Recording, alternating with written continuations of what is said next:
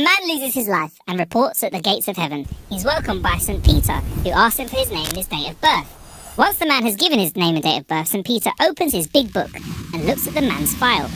It doesn't take long for the man to find it, and he starts reading, and he goes, well, just a quick check over this shows that until the age of 23, you've gone regularly to church, but then you've also done several confessions, but then all of this stops, and you've been rarely seen at the church for the rest of your life. Well, there's a good reason for this, says the man, because for the first 23 years, I lived with my parents, and once I started living on my own, I was so busy with studying, starting a career, and having a family, that there was very little time to go for church.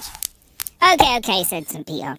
I see some traffic fines as well, and a fight in a bar as well. It doesn't really look too good for you. Did you do anything special in your life for mankind or society? The man answers, yes, I have. Once I was driving on the highway, and I stopped at a rest area for quick lunch, and then I saw two nuns trembling in their car, surrounded by a group of Hell's Angels. The nuns were clearly afraid that they were going to get hurt. So when I saw this, I didn't hesitate. I jumped right through the ring of Hell's Angels, and I stood next to the nuns, and I said, listen, the first one who's willing to do any of these women harm has to deal with me first. St. Peter was surprised by this heroic story and goes through his file again. He goes, well, that sounds really good, but I can't really see anything about this story. When did this happen? The man replies, let's see, about 10 minutes ago.